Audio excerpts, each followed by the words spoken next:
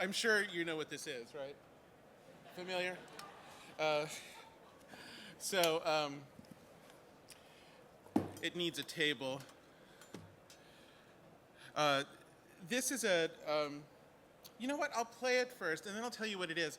But what's interesting about this is plausibly the ancient prototype of computing. I think this is an example of the very first digital memory that people ever invented. But I'll explain that in a moment. This poor thing hasn't been unpacked since the flight, so let's see how she's doing.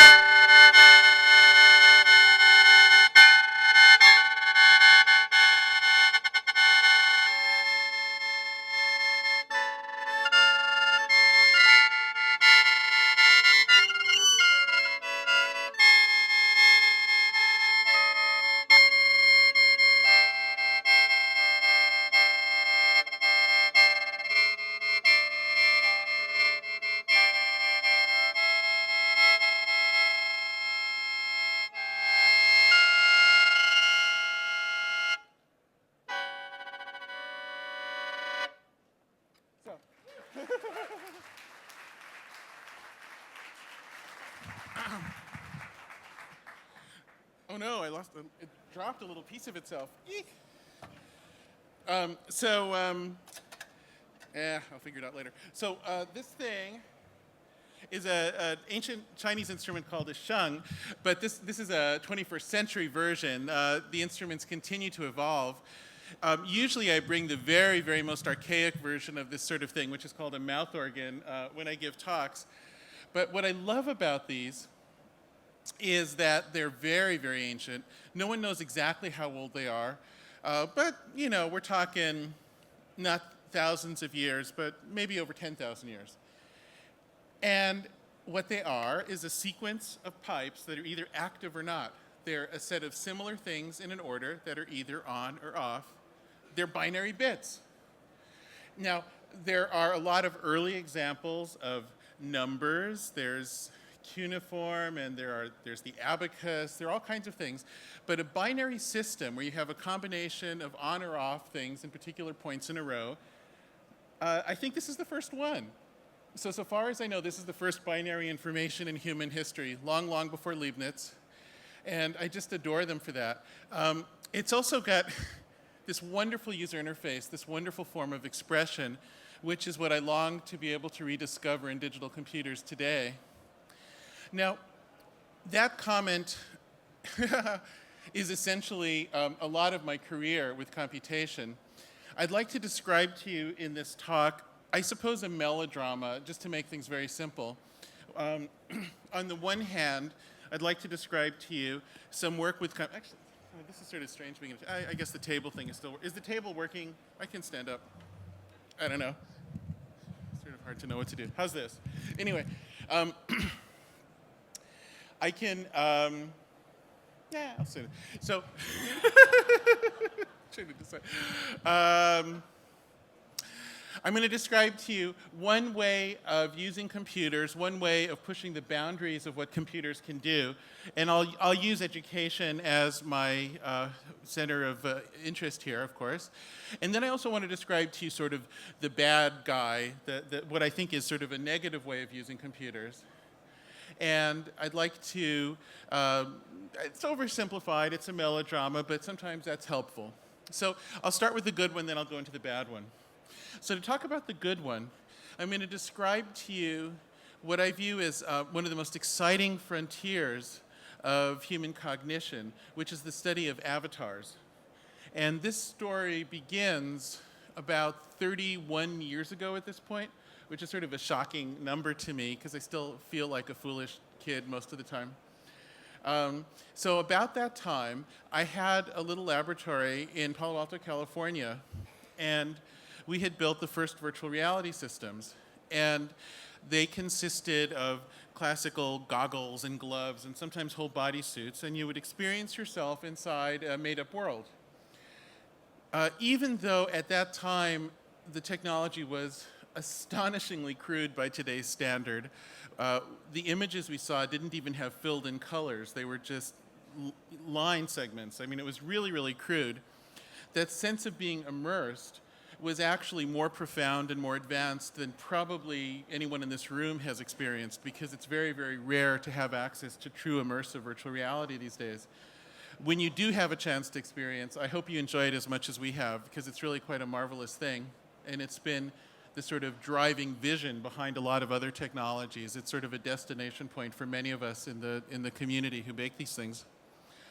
So anyway, you're in virtual reality, and we had made the social system where you could have multiple people. And so if there are multiple people in a simulated world and they're looking at each other, there has to be some way they can see something of each other, so they're not just sort of invisible ghost creatures, right?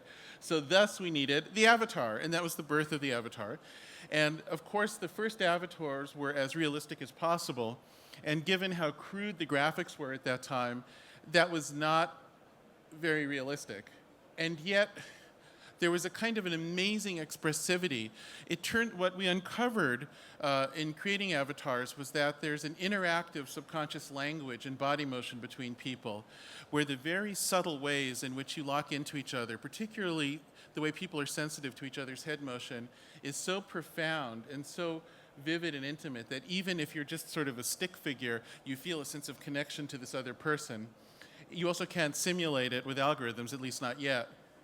Anyway, so we turned into avatars, and as the years went by, the avatars got better. We started to be able to have color. We started to have things that looked a little bit more like decent cartoons instead of just a bunch of lines.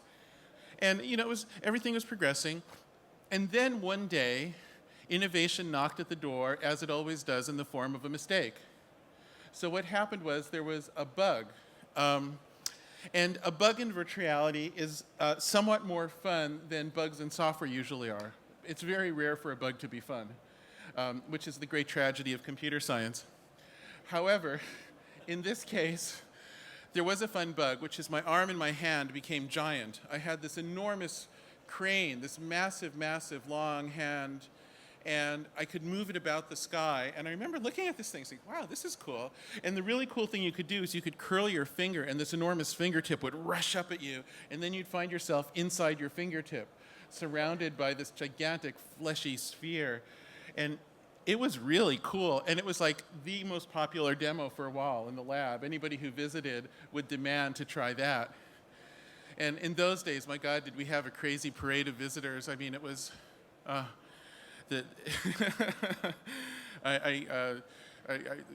gosh, we'd have like celebrities and sports stars and all kinds of people just clamoring to try this because it was the first example of anything like it ever, and we were just trying to get some work done. And for something like a year, this thing of going inside your own finger was the most popular thing to do. So something very surprising happened, which is not only could you get inside your own finger, but if you were above a simulated city, you could pick up individual little boats and buildings and things like that. We had a model of the city of Seattle because we were doing an experiment in harbor planning with the harbor there. And we were able to control little minute things with this gigantic distorted arm. Now you might think, well, why wouldn't you? You have a giant arm, you can use it, so what? Now, if you think that, I need to enlighten you to why that was profoundly surprising. What was profoundly surprising about it is that there's nothing easier than making unusable virtual reality. It's very, very, very easy to screw up, it's very easy to just screw up a parameter or two and make people fall over or throw up or become disoriented in some other way. To make a virtual object you can really pick up and hold is really hard. It's a completely non-trivial exercise. So I'll tell you a little story just to illustrate that because it's funny. Way back then, a young director named Steven Spielberg had come and seen the system, and he harangued me, "You've got to bring this thing down to Hollywood. The Hollywood people have got to see this." And I said, "Well, why don't they just come up to Silicon Valley?" And he said, "What do you mean, come up to Silicon Valley?" And I think a number of people in Hollywood are regretting that attitude recently because at that time they're like, "We're not going to go up there. The nerds can come to us." And so now we're like, "Okay, yeah, well then we'll pirate your files, screw you." But anyway, in those days, the idea was that they were the great place to visit. So we packed a bunch of the systems in a big truck and drove. It was called Reality on Wheels, and we drove it down to Hollywood and parked it in the Disney lot for a week and the Universal lot for a week. And at Universal, there was one of these classic old studio bosses, one of these like weird entertainment industry tyrants who pulled all the strings and knew how to make money. And this is a character from a long lost age. Although in Silicon Valley, we still imagine that we're fighting these people, these moguls. They don't really exist anymore. But anyway, this guy was named Lew Wasserman. And he was sitting up there watching people put on these goggles and experience being in virtual reality. So he looks at me and he curls this ring. "Hey, kid, come over here, kid." And I'm like, "Oh yes, Mr. Wasserman." And I was like this young, bright, entrepreneurial, Silicon Valley kid. I said, "Hey, kid, I want to know, are people going to get sick in this thing? Are they going to vomit?" And "Oh, Mr. Wasserman, we've been studying this problem very carefully. We're collaborating with the Stanford Medical School. We completely understand it. We have it down to 1 instance per 10,000. In a year, it'll be down to 1 in 100,000. We completely understand this. You don't have to worry." I said, "Kid, you don't know the first thing about entertainment. I want to see headlines in the paper about how my janitors are quitting en masse because of all the vomit.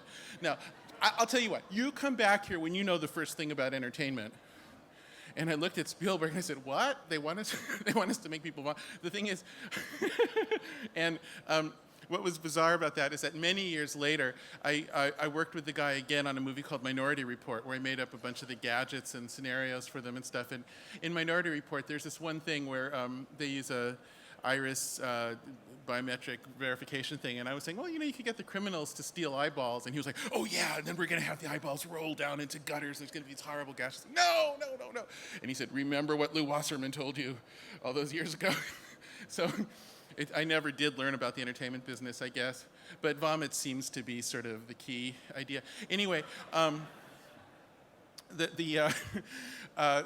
so the point of that whole tale is simply to say that it's very easy to make things not work in virtual reality and sometimes quite difficult to make them work. So to have a distorted body and to discover it's usable was actually quite a profound surprise and something of scientific significance.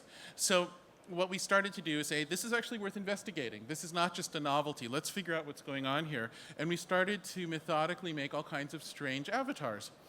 So you can make the limbs bigger, you can attach them in different places, you can make them work backwards, all kinds of strange things. And some of it works and some of it doesn't. The most profound early experiment was a lobster. So what happened was one of the engineers by the name of Ann Lasko had been in some lobster town festival up in Washington State where the people dressed in lobster costumes. She said, "I'm going to make somebody into a lobster." So we made a lobster avatar. Now the thing about lobsters is they have extra little arms. You've probably noticed they have these 3 little arms. So how do you control extra arms from the bodysuit you're wearing when you only have a normal human complement of limbs? So what you do is you create virtual extra parameters. You pull a little bit of information from a wrist, a little bit from an elbow, a little bit from a hip, and you apply it to like the middle elbow of the middle arm or something like that. And so it turns out people could learn to use the lobster avatar, and pretty quickly. And children did it so quickly that they didn't even notice it. It was like, "Oh yeah, hey, I'm a lobster." So, all right. So this was really kind of surprising as well. And so then we started to wonder, okay, what's going on with this? At the time, and for many years, I collaborated with biologists and trying to use all kinds of scientists, neuroscientists, cognitive scientists. But one of the people was a guy I worked with named Jim Bauer from Caltech, who was making models of the brain, doing computational neuroscience. And he said something that completely transformed this work one day, which is that, the brain is not a fixed design that was designed just for people. The brain is part of this long evolutionary path. 100 million years ago, the brain wasn't just designed for whatever creatures were alive then, but it had a little bit of wiggle room so that there was the possibility to be selected, to evolve, to be special, to work with the next organism, and with the next organism, and with the next organism. Everything in biology is always pre-adaptive. There's always wiggle room, and there's always a trace, a legacy of what each biological thing had done in previous iterations, in previous incarnations, if you like. So in a sense, there's still traces in the design of our brains of all the creatures that our ancestors were. Our brain, if you think of our brain as an evolving pattern in deep time, it has also controlled creatures that swam, creatures that crawled, creatures that swung from trees, all kinds of creatures. And so in a sense, when we turn into strange avatars, we're awakening those parts of the brain that actually did control those creatures. And even more amazing, we're giving the brain a sort of a deep time travel vacation, not only into the profound past of the phylogenetic tree, into organisms that were hundreds of millions of years ago, but we're also getting a preview of what the brain is pre-adapted to for creatures that might yet be 100 million years from now. So whenever we can successfully become an avatar in virtual reality that's not human, we're getting a clue for what our brain is inherently anticipating for what evolution might bring in the future. Do you follow that? And once you understand it that way, you start to get a sense of the power of this type of research, where even though we're just sort of playing around with displays and sensors and kid stuff, just the stuff of personal electronics in exotic ways, what we're really doing is we're opening windows into the deepest aspects of our nature that would never be opened otherwise. So let's see. So there's a great deal of follow-on research. I have a collaborator at Stanford named Jeremy Bailenson, and with Jeremy, we're very slowly trying to create an atlas of usable avatars. We're trying to understand what the homunculus, which is the sort of pet name for the part of the brain that maps the body, how flexible can it be? What can you turn into? What potential is there? Now you might ask, what does this all have to do with education? And I'll tell you, what you do is you turn kids into avatars that are the things that they're studying. Now this is something so cool that it's almost like once you get it, and once you try it, once you see it, it's the simplest thing in the world, but it can take a second to understand it. So let me try to convey it. Let's say you want to teach chemistry. So what you do is you turn a kid into a molecule. All right. So now you can make them into little molecules or big molecules. So they could be a little alcohol molecule or something, or they could be a big protein. In the old days, we could only do little molecules. So now you're this molecule. You move around, and what you're doing is you're moving around within the degrees of freedom of that molecule, and hopefully you have a very good software model that's up to date as far as how molecules work. In the old days, we had pretty crude models. But every molecule is this thermal thing that's kind of wiggling around, and at the deepest level is kind of not in any particular shape, but there's this sort of range of motion, so you can imagine it as a body map. Now, when you turn yourself into the molecule, there are a couple of levels of very interesting things going on. I'll start with the sort of level of emotion. Children and adults generally, and people generally, are narcissists. We tend to be rather vain. We tend to be interested in ourselves. There's nothing wrong with that. But let's say if you are the molecule, that molecule is interesting because it's you. That's a hard thing to see unless you're really doing it. But even if you have a wonderful simulation of a molecule and it's over here, then that's this other thing that you're supposed to pay attention to or that might intrigue you. But if it's you, it gets very interesting very quickly, and unavoidably so. So there's an emotional transaction that happens that's just really profound. Secondly, there's this really interesting question about cognitive styles. What we know is that there's a fairly wide range of differing personal cognitive styles in adults and in children. People have different approaches to learning. Some people emphasize some sensory modality over another. There are people who are more visual and people who aren't. There are people who have to learn in a rational, stepwise fashion, and there are people who have to wait for an intuitive grasp of something. None of these are hard and fast, and everybody is a little bit of everything. And in fact, I don't even think we have quite the right language yet to even talk about these things. My own sense is that we're learning about this more all the time, and hopefully as this sort of research goes on, we'll evolve a better and better vocabulary. So if you hear me being a little vague when I speak about this, it's because I'm skeptical of the vocabulary we use now. But at any rate, there's one modality that's of tremendous interest to me, which we could call the somatic modality, which is how the body and the motion of the body relates to cognitive tasks. Now, to give you a sense of why I'm interested in this, I want to describe one phenomenon that's always fascinated me, because it's sort of starkly different from other things that I've experienced anyway. So, and this has to do with problem solving with the body, and specifically playing the piano. So if you're an improvising pianist, which I am, and you start to learn to play, there's this moment when you realize that your fingers are solving problems and how to lead voices, how to get from one chord to another chord, these very complicated problems in counterpoint. And your fingers seem to be solving them faster than you could any other way, faster than you could explain them. You can find yourself listening to a recording of what you yourself just played and having to figure out how you did it. And you can do that consistently. And it's very, very weird. And so now we're all familiar with the fact that somatic cognition is very high performance in real time. So what I mean by that is if you need to catch a ball, you have to move your hand to where the ball is going to be. So you have your cognitive and muscular system are looking ahead and being faster than events and in order to do it.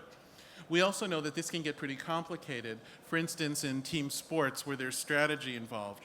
What's unique, well, it's not unique, I don't think, but what's remarkable about the piano example is that they're clearly explicable logical rules, and there's this sort of semantic problem-solving space that is algorithmic, basically. And in that case, you're still doing this very rapid look-ahead style of cognition, which is an amazing thing. So the fact that improvising piano is even possible indicates that there's this capacity to connect logical problem solving and semantic complexity with this kind of body knowledge. And the reason that's interesting is that as you start to study cognition and how people learn, how people do things, it becomes a very natural correlate to look at the brain and look at how the brain is organized and which parts of the brain seem to be good at doing what. And so we have specialized regions in the brain. I like to think of the brain as sort of this planet. If you could flatten it out, you'd have this big sort of sphere that is of patches that are specialized in different sorts of ways. And in particular, some of the most interesting things that people do are in what we call the multimodal areas of the cortex, where you have two specialized areas, and in between, you have sort of the two patterns of cognition that kind of blend together and create entirely new capacities. The capacity to speak, to have language, is a great example of this, where we didn't have it before, and then we had it, and all the preceding capacities, which included controlling sounds in the throat and semantic understanding of the world, these things kind of merge together to turn into language. And so in the same way, we see a lot of instances of these sort of spots. And now if you look at this map of the brain, there's this giant part of the brain that's attached to the body, to controlling the body. And so just as it's not unreasonable to say, wow, if the body was connected to intelligence in new ways using technology, there ought to be a lot of intelligence there to connect to. That's the basic idea. Now, it's often the case that that sort of simplistic or linear way of thinking doesn't pan out as you might like. But in this case, I think we have a shot at it. So in addition to molecules, we've experimented with turning people into systems of mathematical equations, into segments of code, into all sorts of things. I'll make a prediction that 20 years, 30 years from now, it'll become routine, especially in technical learning, for kids to turn into avatars of what they're studying. I think you'll see a lot of people dancing to program, dancing to learn math. I think you'll see people who didn't think they could learn math in other modalities discovering that they can in this modality. And I'm making that prediction it's a lazy thing to do because between here and there is a ton of work that other people have to do, and which I can sort of skate by on and then say, oh, I made the prediction. So, so it's a sort, in a way, it's a sort of an unfair thing to make these kinds of predictions because it's entirely dependent on a great deal of work by other people that remains to be done.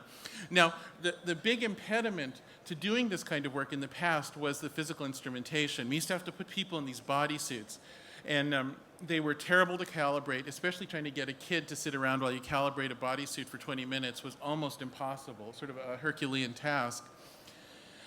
These are what came to be known later as motion capture suits, and they're still very commonplace in making special effects and that sort of thing, where somebody dances out the part that'll turn into the monster in the movie or something. But for many years, we were working towards being able to do this with remote sensing, where you just have some sort of specialized camera that could derive somebody's body position without having them go into a suit. So a few years, well, 5, 6 years ago now, I became connected with the Microsoft research organization, and the Microsoft people were telling me, you know, we might just be willing to put this thing out as a product. And I was like, are you serious? Yeah, I'm on it. So we worked very hard for some years, and a couple years ago, a thing called Kinect came out. And so now we actually have a way to measure body pose remotely, and Kinect as a game controller doesn't do everything I've talked about, but it has the potential, and we're going to get closer every year.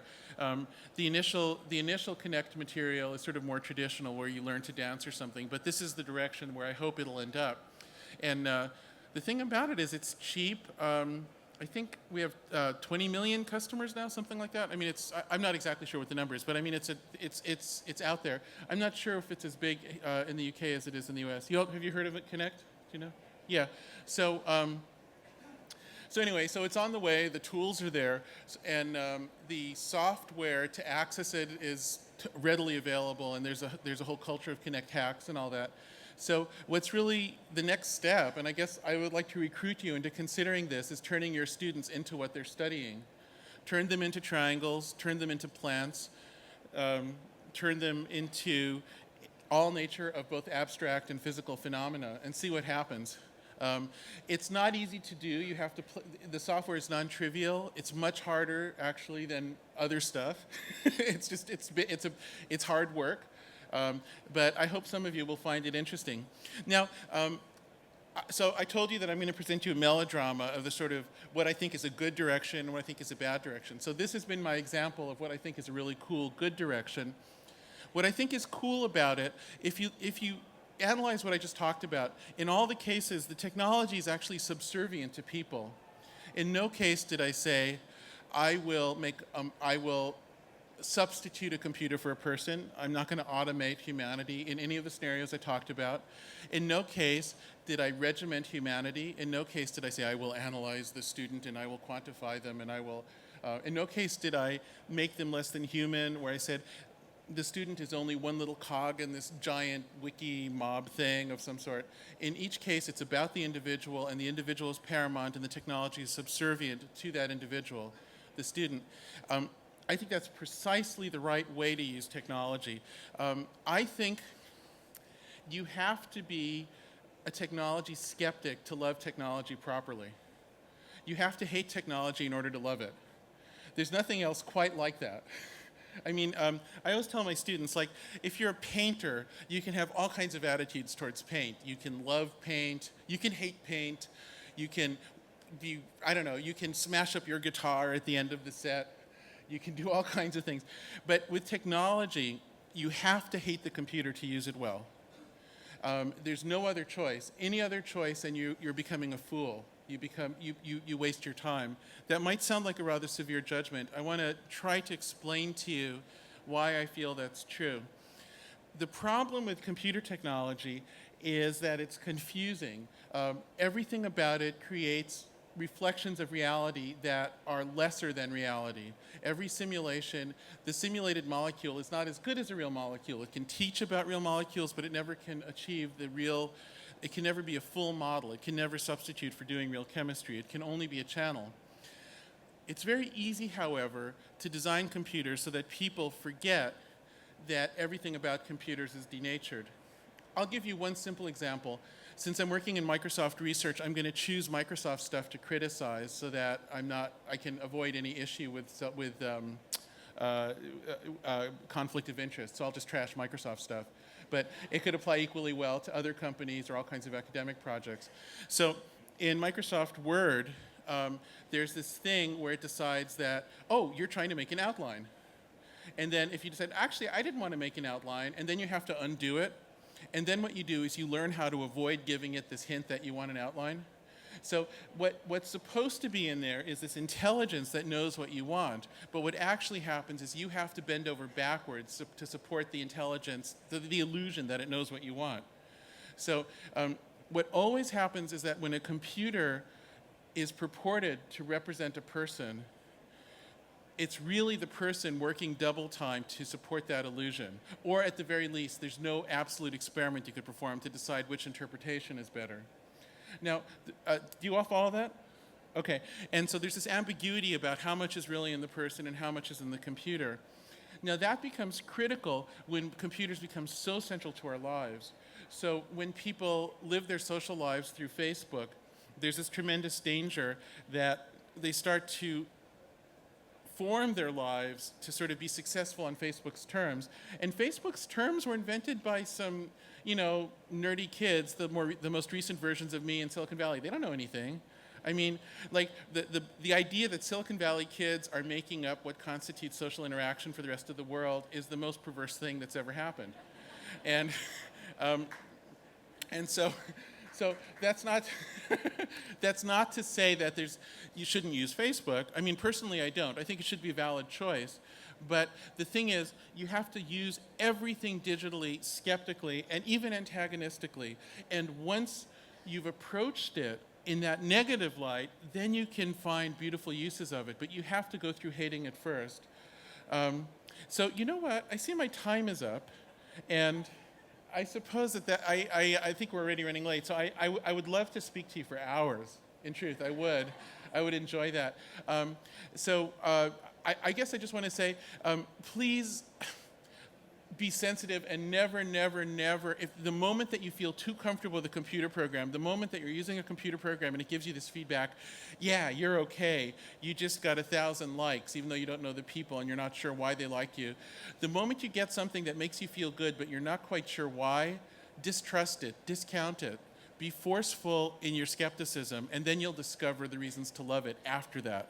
Okay, thanks. Take some questions. We'll take some questions.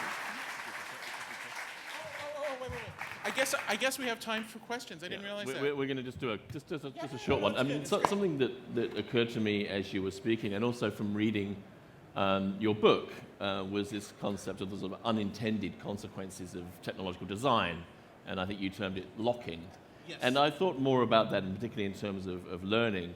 And we see these unintended consequences. I mean, if, for example, again, not picking on any company in particular, but take Google. Fantastic idea for managing all the information and searching the information and having page rank and all that kind of stuff. But surely that then affects how people write, whether it's academics or journalists and so on, and therefore affects consciousness. Would you comment on the sort of unintended consequences of design and lock-in? Yeah, sure. So, well, that's a whole other talk, of course. One of the problems with digital information, like this thing I'm cradling here, is it is made of ones and zeros, and even though you might think that you can write a program to do anything, the truth is that digital architectures inevitably force certain simplifications, certain abstractions to become kind of more overbearing than they've ever been before. So an example I like to use in my book is that music, we've always had the idea of a musical note, but nobody quite knew what a musical note was. Can you bend a musical note, and is it still a note? But when computers came along, we had to define it very precisely, and there's a standard called MIDI, and that created this kind of rigid on and off quality to notes. And then because the machines were made that way, now the music sounds that way. So dance music is bap, bap, bap, bap, bap, bap. And it's been like that for decades. It wasn't like just a passing thing, like we're stuck with it. Like, it's really strange. Like it just keeps on being the same. Bap, bap, bap. And so what happens is once you define a digital standard for something, and other people start using it, you get stuck with it. You can't change it. So so there's this problem that with something like Facebook, for instance, a lot of social conventions, once everybody's entered their data and they've set up so many things, there can still be tweaks, but it kind of becomes permanent. It's hard to get out of it. It's hard to stop using Facebook. Google is a slightly different thing. Google has the same lock-in kind of quality as Facebook, but it's on the advertiser, not on the user. So as a user, you can, well, depending on how much you use Google, if you use Google a lot and your data's in it, you get locked in the same way as Facebook. And then you have to start using your data according to Google's patterns in the same way that I was describing how Microsoft makes you avoid its auto formatting thing, in the same way Google forces you to do things and Facebook forces you to think of yourself in a certain way. So there's a very interesting drama of our times that's going on, which is more and more stuff is getting locked in. And so that makes it crucial to get things right. And it's a very strange thing, like 50 years from now, people will still probably have dance music that's going bap, bap, bap, because of the digital standard that was locked in. And these things, they start out so casually. They almost always start out in a garage in Palo Alto. And they're almost always done by kids. And then they spread around the world and they become like this permanent feature of mass human cognition. Now, what I'm concerned about is, since the current fad is for sort of massive groups of people who are somewhat anonymous in the service of some central power in a Silicon Valley company. So because of this, like, it's a funny thing, like when we teach kids now, we sort of teach them according to this model to emulate the new captains of Silicon Valley. Be entrepreneurs, set up an app, get people to use it, so that you can be like a Zuckerberg or like Sergey Brin or something. And the problem with that is there can be very few of these people. There can only be one pinnacle to these networks, and then any other little one inside it gets sort of subservient. It just becomes another user. And so this model of masses of people using these servers and the power getting concentrated at the server is something that I'm concerned might become locked in, which I think would be very negative for the world. So one of my sort of campaigns lately is criticizing that model, even though I'm personally a beneficiary of it. And this gets complicated, but this goes on too long. No, that was very, very good. It was a big, deep question, Yeah. but it was from your book. Jaron, thank you very much. Okay.